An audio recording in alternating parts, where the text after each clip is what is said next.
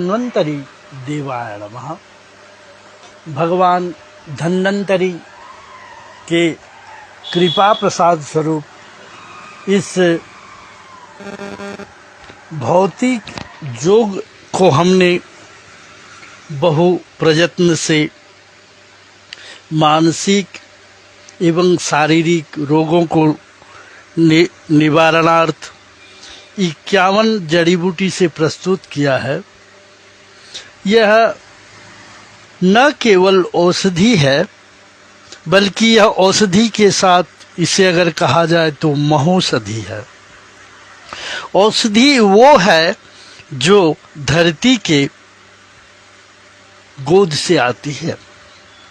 धरती अर्थात प्रभु के पत्नी, और जब इसके साथ प्रभु स्वयं प्रभु को अर्पित किया जाए तो उसे महौषधि का रूप माना गया है। इसलिए इस भौतिक योग में हमने बल्य, रसायन एवं मानसिक शांति हेतु प्रयोग किया है। इसमें स्वधर्मानुसार अर्थात जिनके जो धर्म है, मंदिर, मस्जिद, गिरजाघर, गुरुद्वारा आदि में मानसिक शांति हेतु पूजन कराने के उपरांत गंगाजल अथवा गुलाब जल के साथ प्रयोग करना पड़ता है। इसमें अनेक प्रकार की व्याधि का निरामय किया जाता है।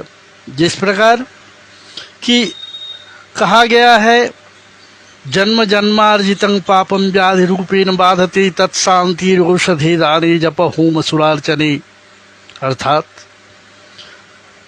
इस महारोग का जो रोग है उसका तो औषधि से निदान हो सकता है, लेकिन महारोग जो है, जो दुष्टों के नज़र या हमारे ग्रह की पीड़ा या तो किसी भी प्रकार की कुल देवता का पीड़ा या वास्तु की पीड़ा या तो दुष्ट का भूत प्रेत पिचास ब्रह्म पिचास इत्यादि का डायन जोगिन इत्यादि का जो प्रभाव होता है, उस प्रभाव को नाश करने हेतु हमने इसको प्रस्तुत किया है।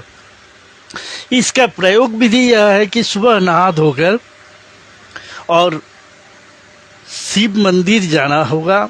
हम हिंदू के लिए मैं कह रहा हूँ, और सभी धर्मों में अपना अपना धर्म के हिसाब से करना होता है। सुबह नहा धो के मंदिर जाएं तो शिव पूजा करने के लिए बेलपत्र हमारे धर्म में बहुत उपयोगी है।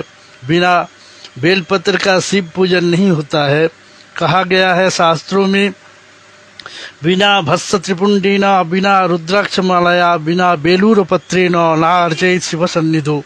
भगवान शिव शंकर का पूजन हेतु बेलपत्र परम पूजनीय वस्तु है।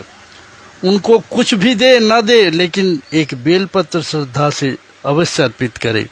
यह मानते हुए हमने इससे बेलपत्र के साथ और हमारे सनातन धर्म के सबसे बड़ा महौषधि गंगाजल, जो कि शिव जी को अर्पण करने के पश्चात उससे वहाँ से सेम जल लेते आए और शिव पूजन के समय कम से कम 7, 9, 11, 5 बेलपत्र को शिव राम नाम अंकित करते हुए, बेलपत्र के डंठल से चंदन से लिखते हुए और उस नाम से अर्पित किया हुआ उस बेलपत्र को ब्राह्मण से चढ़ाए जाए और उस चढ़ाए हुए बेलपत्र को घर ले आए।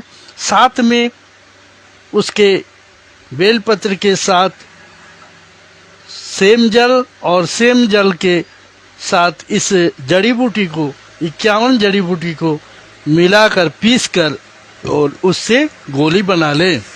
साथ में तुलसी वृक्ष से प्रार्थना करते हुए तुलसी के पत्ता भी ग्रहण करें, वही बोलते हुए कि हे प्रभु, हम चारों तरफ से थके हारे आपके शरण आए हैं और आपसे मैं याचना करता हूँ, मेरा शरीर निर्विघ्न हो जाए, सभी दुष्टों की ज्वाला से मैं मुक्त हो जाऊं, यह कहते हुए और उससे ग्रहण करें और उसके साथ बेल और तुलसी को उसी तरह कहते हुए ग्रहण करें और उसके साथ पीसकर उसमें गोली बनाकर उसे गंगा जल से प्रतिदिन ग्रहण करें। एक दिन संपूर्ण फुल फैमिली पूरे परिवार खाएं और प्रतिदिन एक रोगी जो जिनके ऊपर विशेष प्रभाव है वह प्रतिदिन गंगा जल से खाली पेट नहा धोकर ले। इससे हमें विश्वास ही नहीं अपितु पूर्ण विश्वास है कि वह संपूर्ण निरामय हो जाएंगे। जैसे गर्भजनित बाधा या दुष्टों का प्रकोप, किसी भी तरह का प्रकोप से या तो विवाह नहीं हो रहा हो या तो मद्यपान जनित मलात्य रोग हो गया हो, किसी भी तरह का व्याधि में यह प्रभु द्वारा प्रदत्त महौषधि से हमें संपूर्ण विश्वास है कि यह निरामय हो जाएगी। कहा जाता है विश्वास ही फलदायका। विश्वास और मंत्रे तीर्थे दिजे देवे देवज्ञे भेषजो गुरु यादृशी भावना जैसा सिद्धिर भवति तादृशी। जो जिस भावना से प्रभु को वंदन करते हुए उसे ग्रहण करेंगे उनको उसी तरह की फल प्राप्ति होगी। यह कहते हुए मैं अपनी वाणी को विराम देता हूँ और आप लोगों से यही निवेदन है कि जो रोगी बार बार रोगाक्रांत होता हो, जो घर में अशांति होता हो, घर के अशांति को खंडन करने के लिए या तो मदात्य रोग को इत्यादि को दूर करने के लिए इससे अवश्य एक बार सेवन करके देखें, आपको अवश्य लाभ प्राप्त होगी। इससे हमने भौतिक योग के नाम से रखा है। यह श्री कृष्णा पूजा आयुर्वेद मामर कुदर में उपलब्ध है। श्री धन्वंतरी देवाय नमः।